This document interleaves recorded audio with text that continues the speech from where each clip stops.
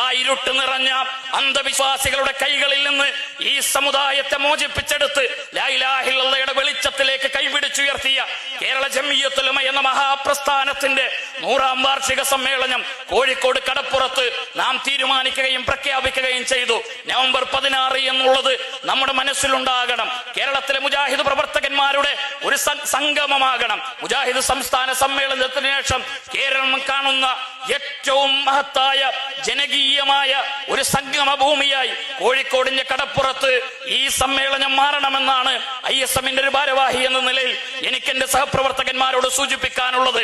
യൂണിറ്റുകളിൽ നിന്ന് ആയിരങ്ങൾ ഒരുമിച്ച് കൂടുന്ന മഹാസാഗരമായി അറബിക്കടലിന്റെ തിരമാലകൾ ഓളം തള്ളുന്ന അറബിക്കടലിന്റെ തിരമാലകളുടെ സാഗര തീരത്ത് ഒരു മനുഷ്യ മഹാസാഗരത്തെ സൃഷ്ടിച്ചെടുക്കാൻ കേരള ദുബത്തുൽ മുജാഹിദീന്റെ നേതൃത്വങ്ങൾക്ക് കഴിയണമെന്നാണ് ജംഇയ്യത്തുൽ ഉലമയുടെ സമ്മേളനത്തിന്റെ സമാപന വേദിയിൽ എനിക്ക് എന്റെ സഹപ്രവർത്തകന്മാരോടും പണ്ഡിതന്മാരോടും ഓർമ്മപ്പെടുത്താനുള്ളത്.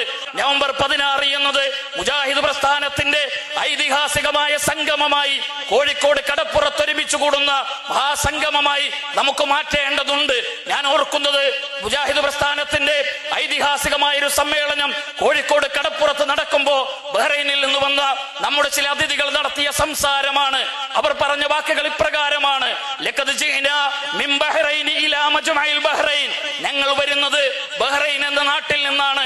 ഞങ്ങൾ ഇപ്പോൾ എത്തിച്ചേർന്നത് ഒരു ബഹ്റൈനിന്റെ തീരത്തേക്കാണ്, 2 സാഗരങ്ങളുടെ തീരത്തേക്കാണ്. ഒന്ന് ഈ അറബിക്കടലിന്റെ ഓളങ്ങ് തള്ളുന്ന തിരമാലകളാണെങ്കിൽ ആ തിരമാലകൾക്ക് സമീപം എണ്ണിയെടുക്കാൻ കഴിയാത്ത മനുഷ്യ മഹാസാഗരത്തിലേക്കാണ് ഞങ്ങൾ കടന്നു വന്നത് എന്ന് നമ്മുടെ അതിഥികൾ ഓർത്തതുപോലെ അതിനേക്കാളും മഹത്തായ ഒരു സംഗമമായി, ബഹുജന സംഗമമായി, മുജാഹിദ് പ്രസ്ഥാനത്തിന്റെ കൂട്ടായ്മയുടെ വൻ വിജയമായി കേരള ജംഇയ്യത്തുൽ ഉലമയുടെ സമ്മേളനം മാറ്റണമെന്നതാണ് ഒന്നാമത് എനിക്ക് ഓർമ്മപ്പെടുത്താനുള്ളത്.